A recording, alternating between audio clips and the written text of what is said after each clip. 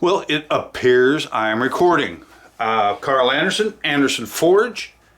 I have not put a video on my YouTube channel since, I don't know, since this spring or something, and I feel guilty about that.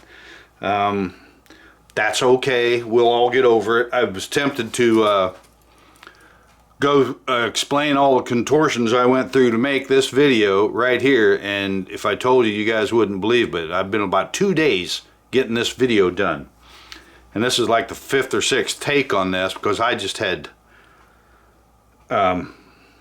issues with the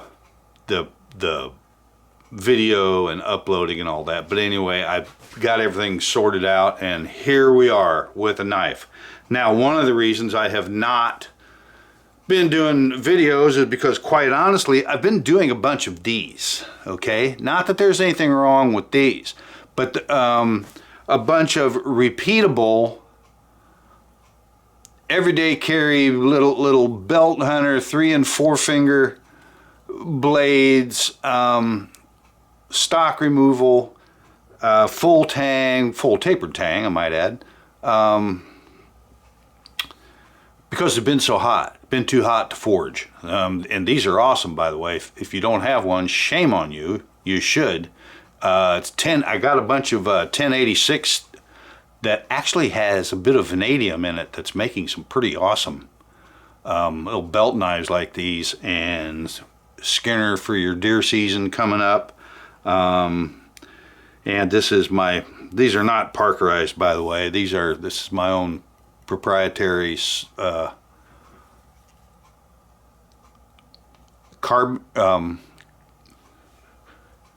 the crystalline oxide conversion that I do. That's what it is. It might sound funny, but my name's Carl with a K, right? So I call this the crystalline oxide conversion by Carl procedure, otherwise known as the cock process. But anyway, this is solid black, and if you want this black off here, you're gonna have to grind it off, okay? So I do that with these knives, and matter of fact, that's the black contrast in my Damascus. That's how I get my black core on my San Mai, and if you want this black off, you got to grind it off. Nothing like that. The coffee stuff is just absolutely ridiculous. There's even some high-end master smiths right here on YouTube using coffee and then put wax on it, and I think, my lord, how could you do that? You know, $10,000 Damascus knives when literally you rub it with your thumb and it'll come off. Anyway, here's this is what I've been doing, and I had to get going and do real knife, right? So this customer's been waiting for a while for this one, and hope I don't have it all smudged up and oily. I could have checked it first, right? Some good old DH3 Don Hansen III Tremblay old ass W2 with vanadium that's been around. You can't buy it. You can't go out and buy this stuff, right? But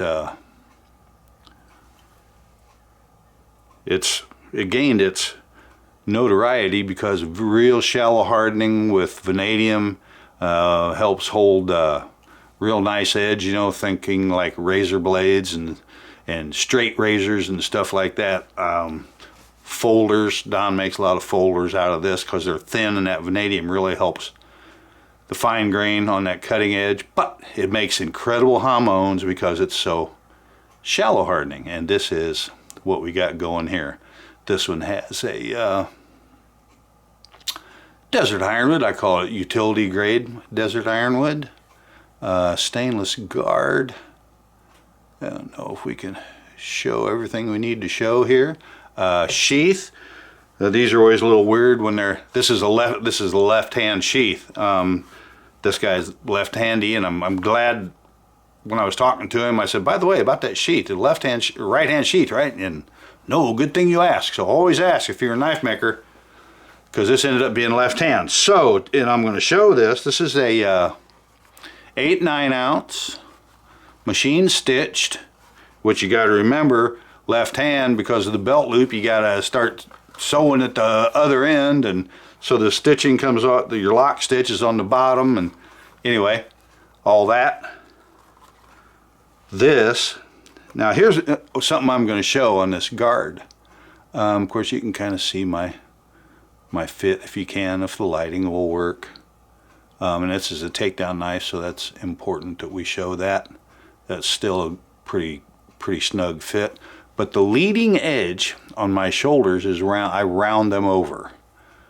Round them over, and that helps guide that guard down. See that? Ooh, it just helps guide that knife down into the belt, and you don't have a square edge or something digging into the throat of your sheath, and it makes it slide in easy. Now this thing is, boop, it's snug. See that? This thing is snug. So a little tug and it'll come out. This point of the guard's kind of going into a little bit of a detent right here in the welt, but eventually this thing comes in and out of that sheath about 14,605,000 times. It'll break in. It's actually breaking in now since I made it. But there's the sheath, good and tight, and it's nice and tight so that if you fall off your horse in the middle of the stream, knife won't fall out of the sheath. So get that out of the way. I really like this knife. It's called a White Iron Hunter. If you're interested in something like this and you want to, I love this profile. I love everything about this knife. White Iron Hunter. Takedown. Boop. Stainless finial. And I like to show this process so the customer has a little bit of a reference. I want to avoid, in a lot of cases, the handle and the guard will come off together, but I don't want them to. I want you to take the handle off, leaving the guard on the knife, and I do that by holding. Now he's going to be left-handed, so he can hold this in his right hand. Got the handle, put your thumb against that guard and push the handle off. Push the handle off the knife. Then take the guard off. Okay? And you take the guard off. Which, I kind of like to show the, oh, this is a, little smears on here. This is a completely machine finished knife. I don't do any hand sanding on this. This is slack belt and cushioned platen, gator belts, and it's all machine finished. Sort of a brush finish affair, but you can see the little details. Okay, so and I use Rig rust inhibiting grease from Brownells and a sheepskin. This is kind of impregnated. It's a really light grease, and you can keep your internal parts of your knife. And when you got a takedown knife, your tang needs to look nice too, right? Get everything greased. Slide the guard on. Now I'm going to leave, it's a free floating pin. I can pull that out of there. But I leave one pin on the guard, right?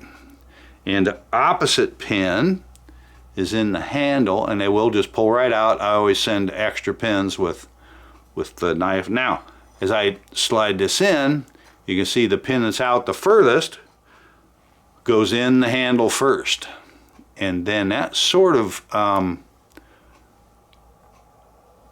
puts everything on the right page and gets that second pin guided into the guard. Yeah, and it'll go boop, hear that? Boop. Stainless finial, 1032 thread. A 1032 screw has a yield strength of right at a half a ton. But I always say this is not a lug nut on an F-250, right? It's just a 1032 screw. I bring it snug and then just tweak it a little bit, and that's all you got to do.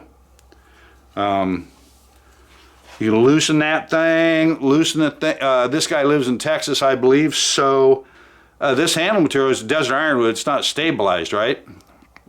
So it might, even stabilized wood will expand and shrink, so you can just loosen up the finial on the back, and that handle can move without ever being under any stress.